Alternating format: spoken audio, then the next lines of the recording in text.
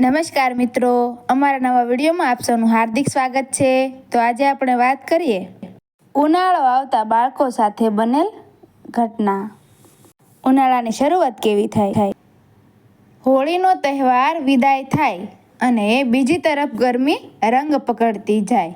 કુદરતની વ્યવસ્થા પણ કમાલની છે। એક ઝાટકે ઋતુ બદલાય તો કદાચ જીવસૃષ્ટિ સહન ન કરી શકે તેટલા સારું કુદરત પણ ધીમે ધીમે તીખાશ વધારતી જાય। અમારા રણકાંઠામાં ઉનાળો શરૂ થાય એટલે જનજીવન આળસ ખંખેરી દોડતું થાય। રણકાંઠાના લોકો માટે તો એકમાત્ર આજીવિકા એટલે મીઠું અને મીઠામાં મળતી મજૂરી ગણાય। રણમાં મીઠાનો પાક ઉનાળામાં તૈયાર થાય એટલે મીઠાની સિઝનનું મંડાણ પણ ઉનાળામાં થાય। મોટાભાગના લોકો મીઠામાં મજૂરીએ જાય। હાથમાં 2 પૈસા આવે એટલે થોડી બરકત દેખાય અને હાથ ખેંચાતો રહેતો હોય એ થોડો છૂટો હાથ થાય। ઉનાળાના આગમન સાથે પ્રદેશ ભૂખરો અને વગડો નરભતો ભલે લાગે, પરંતુ મીઠાની સિઝનમાં લોકના હાથમાં 2 પૈસા આવવાના હોવાથી ગામની દુકાનોમાં પણ વિશેષ માલ ભરવામાં આવે। શંકરભાની દુકાને બરણીઓ, પેંડા, ચેવડા અને મુક્તિથી છલોછલ થઈ જાય। અર્થશાસ્ત્રની માંગ અને પુરવઠાની અટપટી ભાષા ન સમજતો અમારો વિસ્તાર હાથમાં આવતા પૈસાને મજાથી વાપરતો હતો।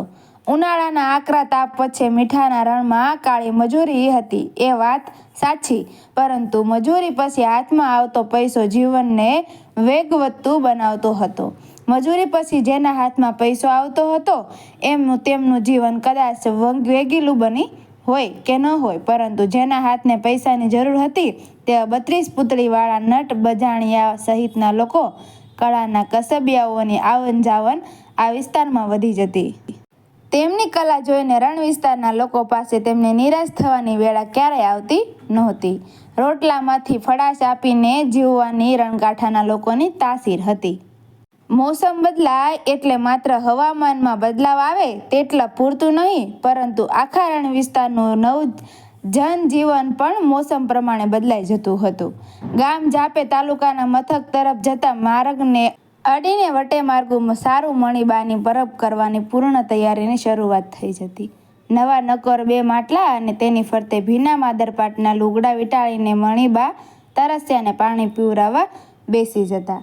ધરતી ઉપર ઋતુઓની આવન જાવન કાયમ ચાલ્યા કરતી હોય છે, પરંતુ અહીંયા અમારો રણકાંઠો હતો અને રણની કાંધીએ વસેલા ગામડાઓના જનજીવનને ફૂંકાતા વાયરાની સાથે રણના તાપને જીરવવાનો હતો। ગામમાં આવેલી બેંકની બારીએ અને દરવાજે ખસની પડદી લાગી જતી। બ્રિટિશ વખતના એ બંગલામાં હવે બેંક હતી। એ બેંકમાં બેસતા કર્મચારીઓ અને ગ્રાહકોને તાપ વર્તાય નહીં એટલે એક માણસ ખસની પડદી ઉપર સતત પાણી છાંટ્યા કરતો હતો। ગામ જાપે ખીજડાની નીચે પશુઓ પણ સાકળ મોકળ બેસી જતા। માનવીથી માંડી જીવ જીવનાર સુધીના પોતપોતાની તજવીજમાં પડી જતા। જોકે કેલેન્ડરના પાના ઉપર ભલે ઉનાળો આવી જાય, પરંતુ અમારા ગામમાં સાયકલ ઉપર કુલ્ફી લઈને તાલુકા મથકથી આદમ આવે અને ગામમાં તેના ચીર પરિચિત હરનો અવાજ સંભળાય એટલે સૌ કહેતા કે ઉનાળો આવી ગયો। આદમ ઉનાળાને લઈને આવતો એ ઉનાળો આદમને લઈને આવતો। એની માથાકૂટમાં પડ્યા વગર આદમ અને આદમીની કુલ્ફીનો શિકાર થતો। બપોર વેળાએ ક્યાંક ભીનું લુગડું કરી માથે ઓઢી સૂવાની મથામણ કરતા। જોકે આ અખતરો બહુ કારગર નહોતો। ઉનાળાના આગમન ટાણે બપોર વેળાએ સુનકાર સવાઈ જતો। પાઘડીને પથરાયેલા અમારા ગામની ઊંડાણમાંથી કોઈના રેડિયામાંથી કાને ઝીલતા ગીતના લલકાર સાથે પડખેના ઝાડવામાં બોલતા હોલના અવાજ સાથે ભળી જતો। ઉનાળાનું આગમન થઈ રહ્યું હોય તે વખતનું આ ચિત્રણ છે। ઉનાળો માત્ર ગરમી પૂરતો સીમિત નહોતો। રંગભૂમિ ઉપર અદાકારો માટે જે ઝડપે રંગમંચ ઉપર સેટ અને સજાવટ બદલાય તેમ બધું બદલાઈ જતું।